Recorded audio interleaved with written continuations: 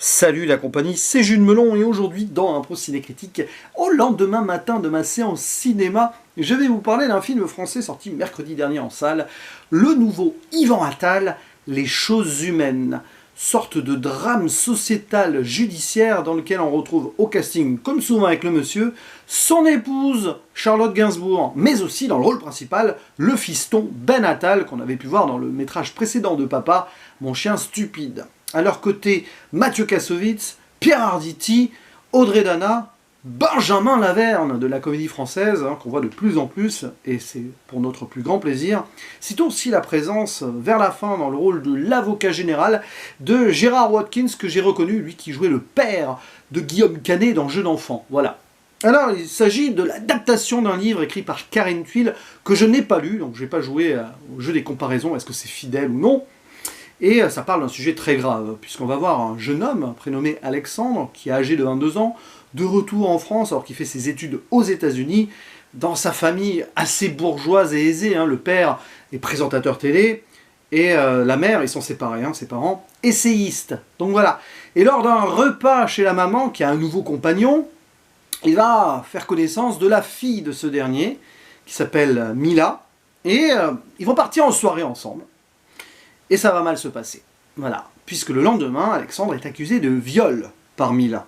Vous imaginez le drame dans la famille recomposée ici de sa mère. Et on va suivre donc la lente descente aux enfers, les témoignages, les réquisitions, enfin tout ce que vous voulez, à la fois de la victime et de l'accusé, sur deux points de vue différents, un petit peu à la façon du dernier duel de Ridley Scott, mais là c'est pas du flashback, mais voilà, des points de vue quoi. Jusqu'à un final qui va nous mener vers le procès.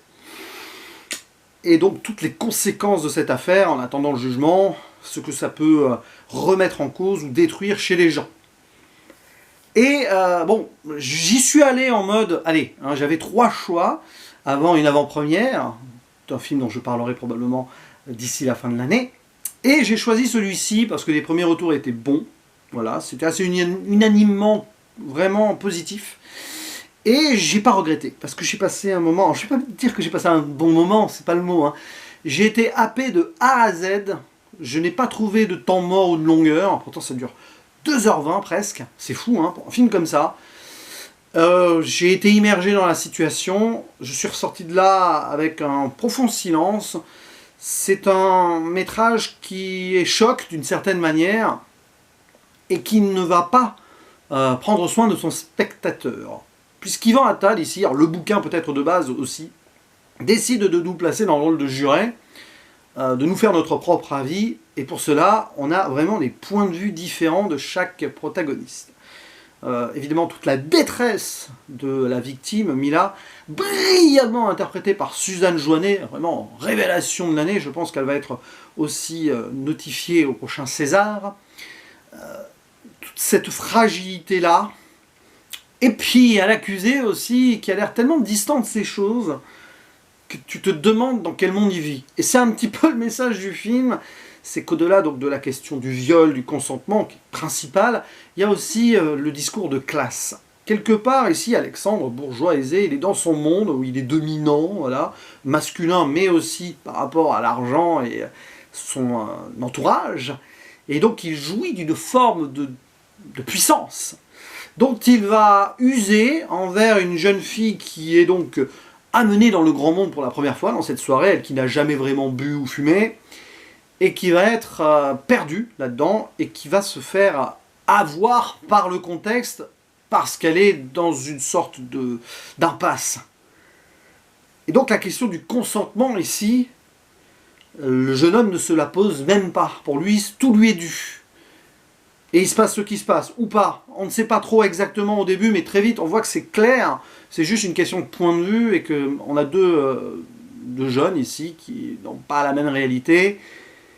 Et on voit aussi un jeune Alexandre aliéné par le monde dans lequel il vit, y compris son père, le présentateur télé joué par Pierre Arditi, qui lui-même joue de ses charmes, comme ça, à travers sa stagiaire, voilà, qui va même sodomiser comme ça un matin. Et d'ailleurs, la stagiaire, après, elle part, soi-disant pour des problèmes familiaux. On la voit à son visage qu'elle a subi probablement ce que la fille la jeune fille a subi, mais qu'elle, elle va pas forcément oser aller aussi loin, et même accepter la situation.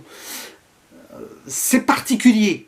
Il y a ce parallèle-là, voilà, j'ai vu certains commentaires, notamment l'ami Myriam, Cinéma Gourmand, si tu passes par là, petit coucou, qui avait dit que le père servait à rien, mais non, il y a ce parallèle, il est très important le père dans le film, parce qu'on voit que la construction du fils s'est faite à travers le père, et que le père fait un peu la même chose, mais lui il a encore plus de pouvoir, hein, c'est médiatique. Voilà, c'est assez incroyable de voir à quel point ce film colle avec l'actualité. Alors oui, il connaît déjà quand il a été fait, mais encore plus, hein.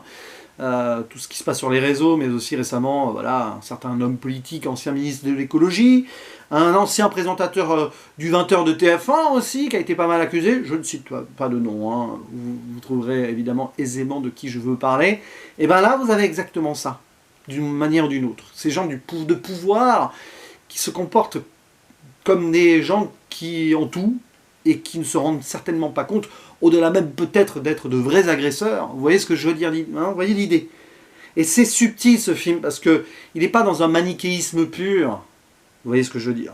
Il remet en cause pas mal de choses. Donc il te fait te questionner. Dès le début, on voit le personnage de Charlotte Gainsbourg, la mère, qui est féministe, mais c'est en mode un petit peu réac quand même. Hein, elle est remise face à ses convictions-là, puisqu'elle devient la mère d'un agresseur, elle... voilà, elle va changer de discours d'ailleurs, à un moment elle le dit, hein, j'en dis pas plus, mais ce n'est plus la femme féministe des médias qui parle, mais la mère. Vous avez le père qui se remet plus ou moins en cause, en question. Vous avez le compagnon de la mère, Adam, joué par Mathieu Kassovitz, les deux sont, la mère et lui, hyper amoureux, et tout va être détruit et remis en cause par cette histoire. On voit ici l'onde de choc, et le film le montre très bien, parce qu'on, même si on navigue peu avec les personnages secondaires, on en voit suffisamment pour se rendre compte de tout le dégât, tout l'orage qui explose, puisque c'est mis aussi en avant par les journalistes, etc. Et puis il y a cette question aussi très importante à travers le procès final qui est remarquable. Hein. Gros plan séquence, tout ça, le plaidoyer de Benjamin Laverne notamment, ou l'avocate, là, j'ai pas le nom, je crois que c'est Judith Chernia, je ne sais pas, je vois des noms là, mais il n'y a pas forcément tous les rôles en face. À la fin, c'est extraordinaire, la caméra tourne et tout. Je ne sais pas si c'est un vrai plan séquence qui a été tourné plusieurs fois ou après des raccords. Mais il y a des moments où tu te dis, voilà, c'est là où tu es juré. Et donc, il y a cette différenciation, c'est ça l'important aussi, entre la morale et la justice. Parfois, la justice ne va pas t'offrir ce que tu aimerais vraiment. Et ça va au-delà de la morale. Et c'est complexe comme situation. Et ça rend d'autant plus profond les événements qui se sont déroulés sous nos yeux. C'est ça, les choses humaines. L'être humain, il n'est pas fait que de noir ou de blanc, il y a beaucoup de gris aussi, beaucoup de nuances. À un moment, on parle de zone de gris, on ne sait pas ce qui s'est passé dans ce local, où il n'y a que deux personnes qui peuvent dire vraiment ce qui s'est passé, de toute façon, ce sera sa parole contre la sienne, mais la zone de gris, elle est aussi dans la vie, on ne sait pas, on n'est pas dans la tête des gens, on ne sait pas comment ça se passe, etc. Et il est très difficile de rendre une justice là-dessus. Mais il le faut bien. Donc voilà, ça c'est très important. Après, le film... Au-delà de tout ça, soigne sa mise en scène. Yvan Attal, il est vraiment assez bon. Il est même très bon derrière la caméra, dans ses choix de plans. Justement, il filme ses personnages souvent derrière des objets un petit peu, voilà, à travers des reflets aussi de miroirs, à travers des vitres, pour montrer les doutes, pour montrer qu'on ne sait pas trop ce qui se passe dans leur tête, c'est flou, vous voyez. Il y a une scène à un moment où Mathieu Kassovitz et Charlotte Gainsbourg se déclarent très heureux quand ils ont envoyé leurs enfants faire la fête, et on voit qu'il y a quand même déjà quelque chose qui va annoncer la potentielle dramaturgie qui suit. La musique magnifique de Mathieu Lambollet, alors c'est très Philippe Glass, peut-être un peu trop, des influences très marquées, un petit peu Max Richter aussi, mais il y a un moment je me suis demandé si c'était pas un thème de Philippe Glass sur l'album Glasswork, je crois, je sais pas. Mais ouais, tout marche dans le film, tout marche. La mère aussi de la victime, Mila, qui est dans la religion juive, mais très pratiquante. Donc là, on voit aussi ce côté-là où Mila n'ose pas forcément, parce que pour elle, elle a honte aussi. C'est affreux.